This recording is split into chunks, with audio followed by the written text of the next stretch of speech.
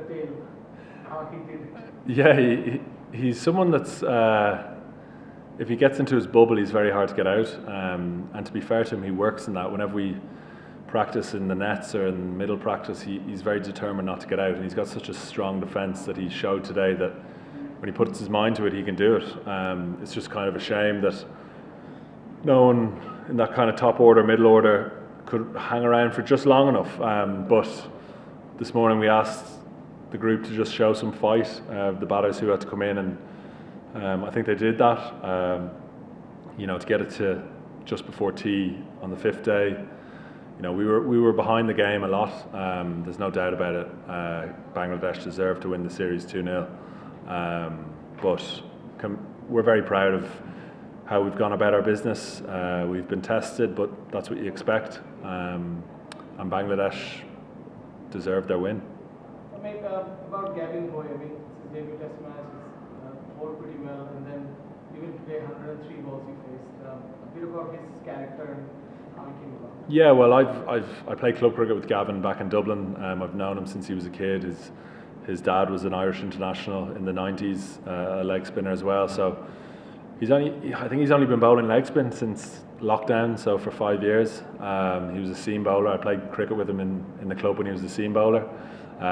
So to have the skill set that he has in such a short space of time is really impressive. And he's just going to, I think, get better and better from experiences like this.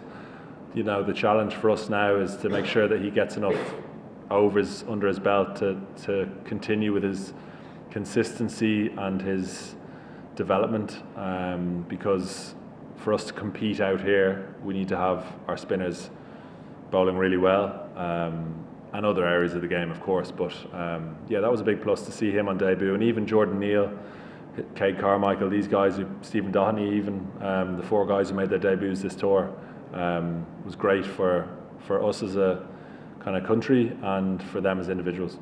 Was there a point today where you thought that the impossible was going to be possible? Yeah, I suppose probably just before Murad took the 2 wickets, there was kind of a small bit of excitement in the change rooms at that drinks break.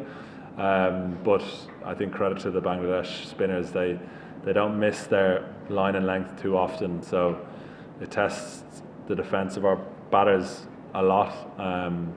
And I think the 2 wickets and 2 balls put an end to that pretty quickly. But it was an enthralling day's play, and I think Curtis, can be very proud of his work today.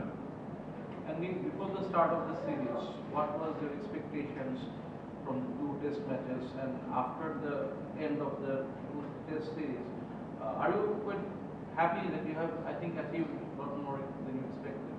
Yeah, the expectation thing is interesting because naturally we had won 3 tests in a row, so there was confidence in the group, but we kind of have to manage the expectations a bit, because you're coming to places that are, you're coming up against really experienced cricketers. An example would be Murad, who's made his debut in Sylhet, but he had a number of first-class games under his belt in this country, so he knows exactly where his game is at. I think all of us are still, every test match we're kind of learning on the job, and that can be difficult. We will have times where our players produce match-winning performances or standout performances, but it's just getting that balance of consistency. An example is the top order. We didn't fire for the last 2 games. The Bangladesh guys showed us how to do it as top order batters and bat long time and get big hundreds. We couldn't do that, and that was clearly a difference. So our expectations, we were naturally wanted to be competitive, and I think we were in periods, but just not for longer periods in Bangladesh. And I think they just showed their class for most of the 9 days cricket. Did 2 wicket take you by surprise, because the match went to the front pitch and it was a very good wicket on the 5th?